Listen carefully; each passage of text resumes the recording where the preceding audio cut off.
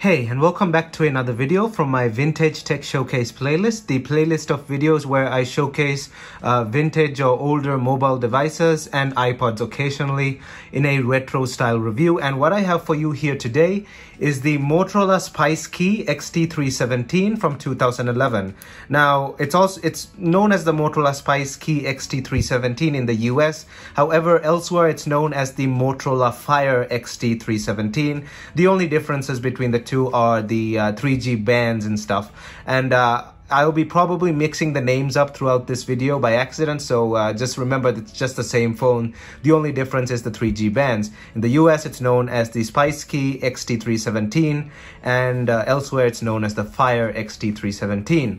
Now, this particular unit is a China-only unit, and I know that because it lacks the Google Play Store, it lacks Chrome, and it lacks a lot of, basically lacks all Google services, because if you know anything about how China works, Google Play Store, Google services are banned in China. All Google services are banned in China. The only thing Google on this phone is Android itself, but Motorola had to probably change everything up as well, because the Chinese government is very strict with how these things work. Instead, they have other Chinese stores that you can install, but you still can install the Play Store on this thing. It's just out of the box, it does not have the Play Store. I got this phone in a lot of prototype phones, which you can find up here. I've done a video on it. That lot had actually two unreleased phones, one's just sitting over there and one's over here. I'll be doing some videos on those phones as well, unreleased Motorola phones, so definitely stay tuned for that. I'll be doing full-scale videos on those as well. There's an identical phone as well that was in the same lot. I'll be covering this soon as well. It's identical but not exactly. This one's a prototype. As you can see here, it says confidential Motorola restricted property, not for sale. This one is not a prototype, though it was in the prototype lot. However, it was in the lot. I'm pretty sure this one was a final production model, and one of the Motorola employees got his hands on it to obviously run some tests.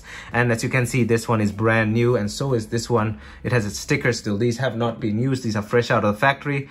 That parts lot was, the seller told me that he bought a storage locker somewhere in California or somewhere, I don't know. And inside, these phones were inside the storage locker, so the owner of that storage locker was probably a ex-Motorola employee, and this guy got his hands on those phones. There's a lot of phones actually here. We have that one, the Motorola Razr V XT889 or something, I forgot what it was called. Done a video of it over here. That's another phone that lacks the Google Play Store and all that stuff as well. And this one as well, a Motorola Quench, also an engineering sample. I recently did a video on that as well. You can check it out up there. A bunch of prototype phones. You can check them out in the prototype playlist, a playlist full of prototype phones, which you can find down in the description below. And I'll also put it up here in this card above. If you're into prototype, untested or unreleased devices, you can go check out that playlist. This one, however, is not a prototype. It is just brand new, and we're going to get into all the details of this phone and basically give it a retro style review. And before we jump right in, don't forget to smash that like button down below, as it helps this video get on YouTube's algorithm. And also, if you already haven't, don't forget to hit that subscribe button down below and ring that bell notification button to get notified whenever I upload a new video. I'm on Instagram, Discord, and Twitter, and you can follow me on those using the links down in the description below. And now let's jump right into this video. Okay, so now let's go over some of the build aspects of this phone and discuss its build quality and design. Now, looking at the phone, you can see that it's obviously a touch and type style phone, kind of like Nokia's touch and type phones, but like I said, Motorola also sold a decent amount of these phones, different versions, but a decent amount. The phone feels actually quite solid in the hand. It feels really solid in the hand, though it's plasticky. I mean, the back does feel a bit towards the more plasticky side there, as you can hear that, but I also like the pattern at the back. If you know me, I hate grainy patterns, but this one is actually okay. It feels really good in the hand. It feels really solid. It can be used with one hand like that, so that's also a nice plus point. Can be used with one hand with the full QWERTY keyboard. Feels really solid, not too creaky or anything when you squeeze it like that, because some cheaper phones are a bit squeaky when you squeeze it like that. But overall, a very well built phone for a lower mid-range phone like this. Really pleased with the build quality, feels great in the hand, overall solid build quality. Now, going over the design, up front we have the speaker grill, as you can see there, and the Motorola logo.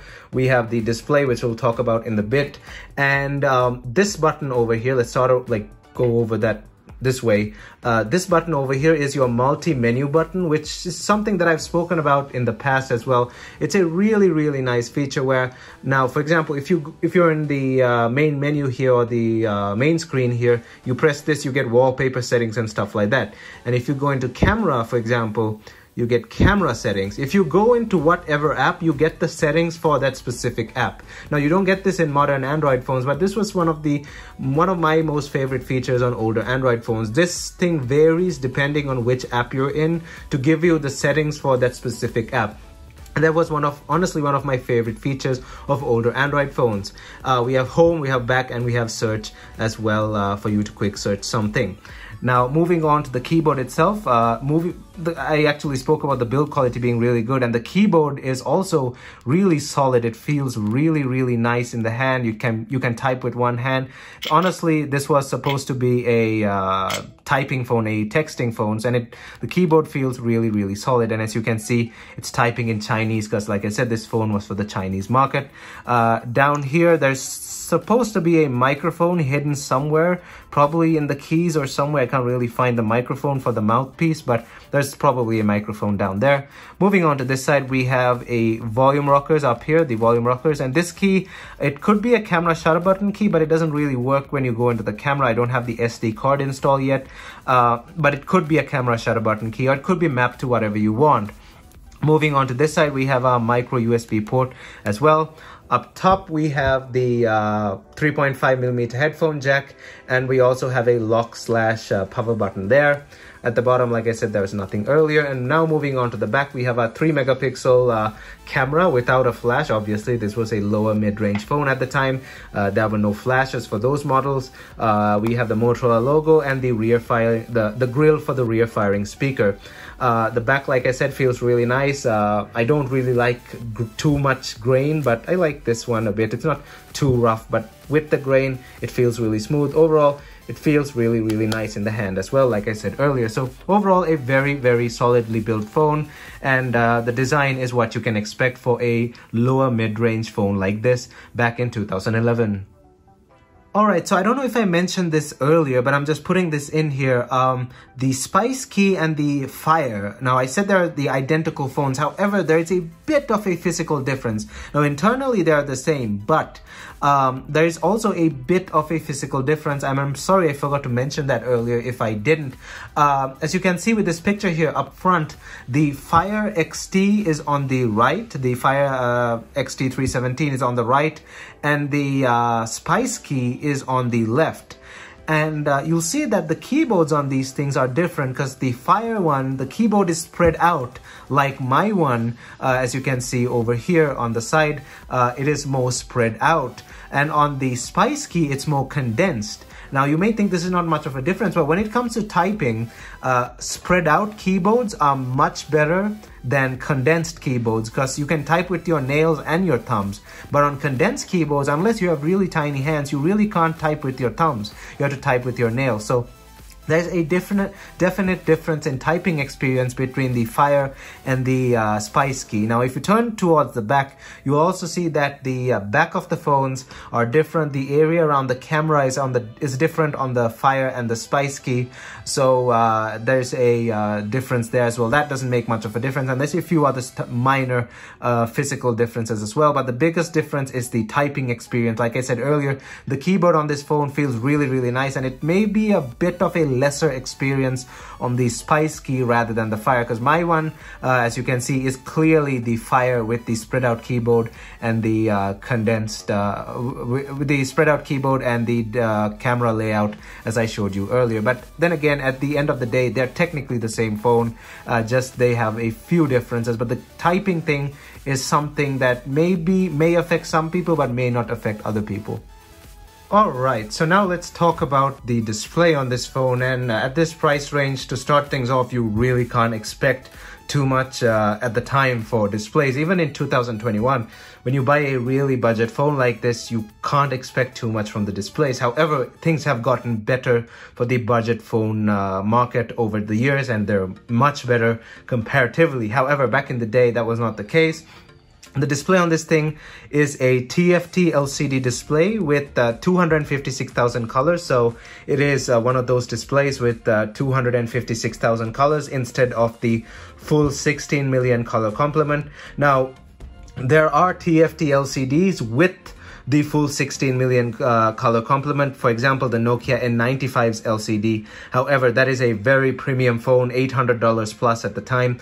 So yeah, but this is a TFT LCD with the 256,000 colors, and it is mildly saturated. Mildly, this phone is not very saturated. It's mildly saturated to compensate for the lack in the full color complement. But 256,000 colors gets the job done perfectly.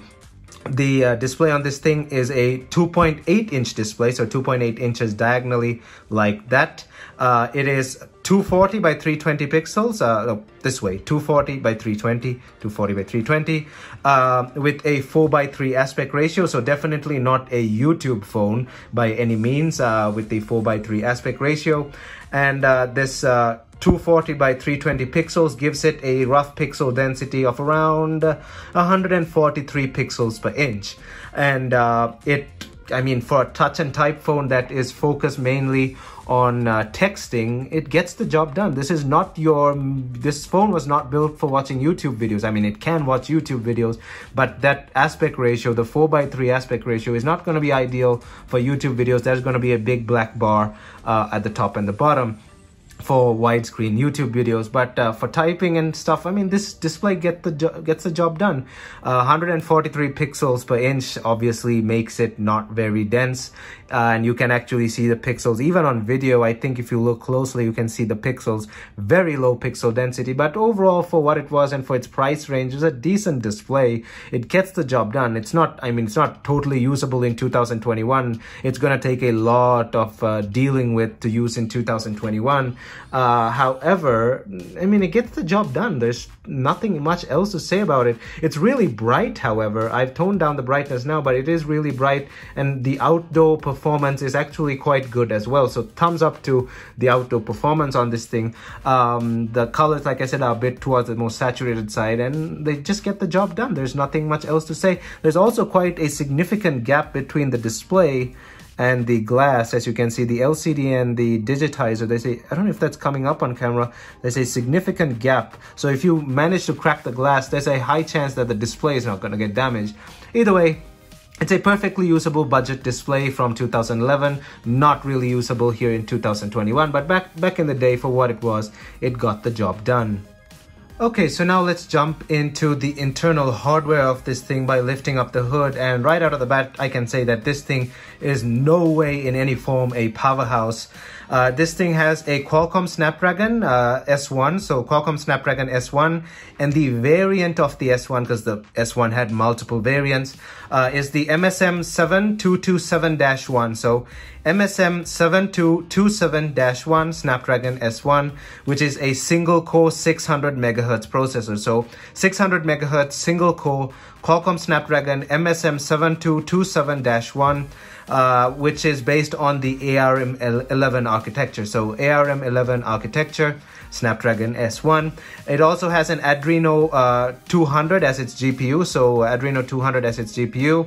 And for expansion and storage, it has a micro SD expansion slot, probably up to around 16 or 32 gigs. I really can't say, probably 32 gigs. And it has an internal memory of 512 megs, so just 512 megs of internal memory, and 256 megs of RAM. So very basic power here.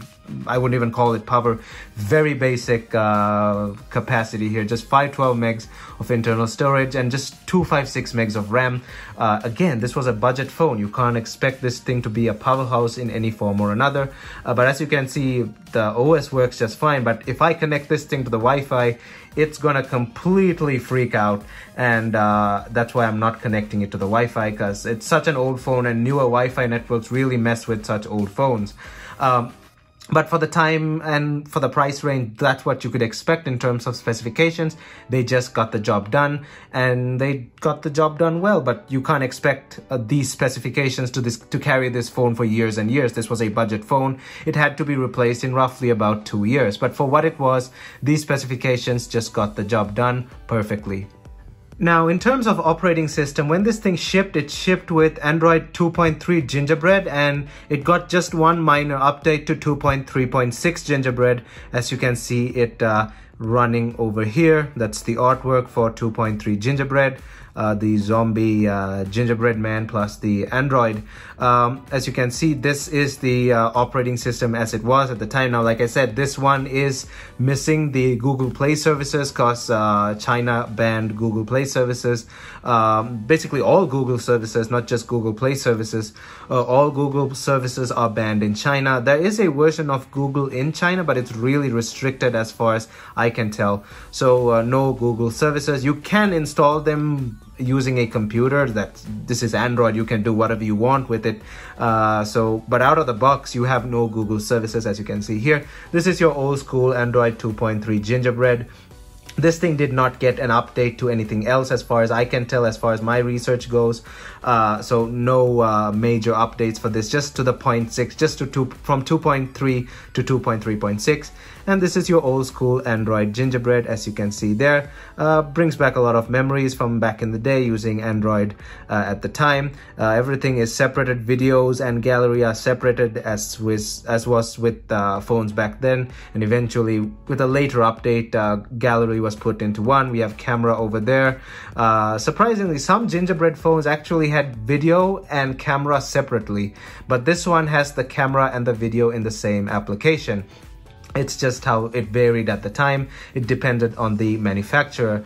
We have a bunch of widgets and the live wallpapers and all the other good stuff that basically existed in older versions of Android like that. But this one, like I said, is also toned down a bit because it's for the Chinese market, and the Chinese government didn't want Google Play services on their phones that were released to the public. That's just how China works.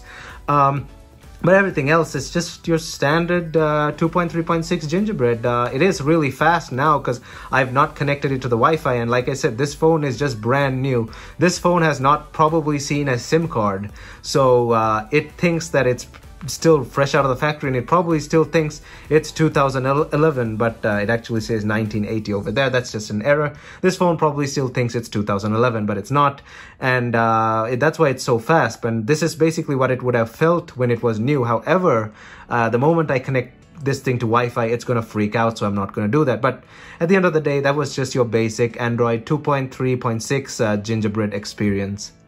Now moving on to the camera on this phone, and like I said again, it's a budget phone. Don't expect too much from the additional features. This phone's main focus was its touch and typing feature. The camera is just an add-on, and the camera on this thing is actually a 3.15 megapixel camera, but for some reason it says 3 megapixel, and when I put the photos into the computer, I can actually tell it is actually 3.15 megapixels, but for some reason it just says 3 megapixels here. But whatever. It's also fixed focus, so you're not going to get an autofocus camera here. So 3.15 megapixel fixed focus camera. It can shoot video at 480p at 24 frames per second. So 480p, 24 frames per second, 3.15 megapixel fixed focus camera. Let's go into the camera application here. I have taken the memory card out, but this is your basic interface. You have settings over here as well. Switch to video. You can switch to video like that, and you can go to gallery as well. A few basic settings, A and W settings, auto, color effect and stuff like that. You can select the video mode to the quality you want. So there's a bunch of settings here though. You can also go into a zoom mode. As you can see, you can also use this to zoom. The volume rockers can also be used to zoom, and you have white balance and store location. You can choose where to store the stuff, store the photos, and you can choose the maximum picture size as well. Picture quality super fine, color effects, and all that good stuff. So a bunch of settings. When you press this, like I mentioned earlier, this button does a lot of things depending on which app you're in. So that was just basically the camera interface. Now in terms of camera quality, this thing actually surprised me quite a lot. It does take some really good photos, again, for what it is. put into perspective, this is a budget 3.15 megapixel camera from 10 years ago as this video is being released. It's 2021 now. This was released in 2011. And this camera actually does a really good job. Some photos, if I stand really still and take them with the right lighting conditions, you'll see are actually really usable. So big thumbs up to this camera on this phone. But nevertheless, here are the camera samples during the day, followed by a video sample as well.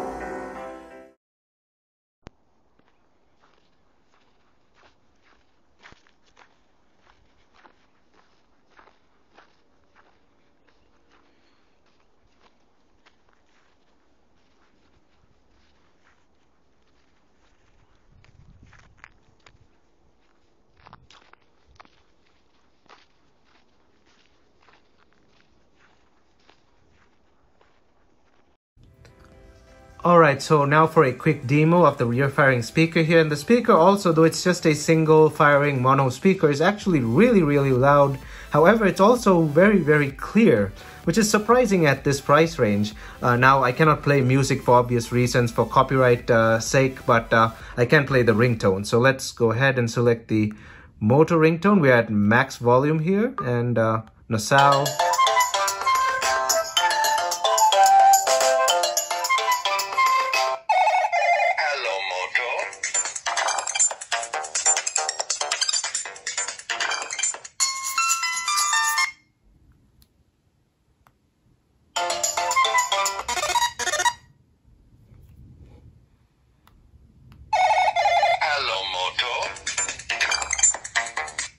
So yeah, as you can hear, it is pretty loud, and it's actually quite clear as well. So I was kind of surprised by the speaker there. I did play some music off it earlier, but I can't play it on camera because of copyright reasons. But actually, really good speaker for the price range. So that's something that if you own this phone back in the day, you would really have loved this phone to play music off, because it has a really good speaker, even though it's a single firing mono speaker. So big thumbs up to the speaker there. Alright, so we're here at the battery bay. I took the battery off camera because this battery is extremely hard to take off, because it has this latch like this lock like thing. When you slide it in like that, these get caught in these locks. I don't know if you can see them there, but they're really annoying to get out. The battery, I have to like pry it out with a screwdriver or something, so really annoying there. Something else I want to point out, that this thing is a dual SIM phone, so we have WCDMA and GSM as well. I don't know if that's coming up on camera, but there is 2 SIM card slots, one on top of the other. You can see 4 pins up there, 4 pins at the bottom there. We have a micro SD expansion slot as well. And this itself is the battery bay. I've covered some of the Wi-Fi information and the IMEI number and stuff. It says WCDMA XT317 over there, and some FCC markings, Motorola logo and stuff like that. So now let's move on to power, and we have the BP6X battery, the Motorola BP6X battery. Now this battery is, let me show you where does it say? There we go. So it's 1420 milliamp hours. That's called the typical milliamp hour rating. As you can see, it says 1420 is typical, 1390 is the minimum. So the minimum is 1390, but it's typically rated at 1420 milliamp hours. This battery gave the phone a standby time of around 520 hours on 2G and about 500 hours on 3G. And when that translates to talk time, it's about 7 hours on 2G and about 5 hours on 3G. So yeah, that was the battery performance of this phone. And with that good speaker, that's actually quite a good, decent battery performance time to listen to some music or whatever. Now, in terms of additional features, this phone didn't have too much. Like I said, this was a budget phone. Apart from the main feature here is its touch and type, the touchscreen and the QWERTY keypad here. But that was just its main feature. I mean, there's nothing else on this phone apart from the touch and type that was actually stand out. Everything else was just really basic. It had FM radio and just a few other stuff that other phones also had. You really can't count them as extra features. And yeah, I guess that's it to this phone.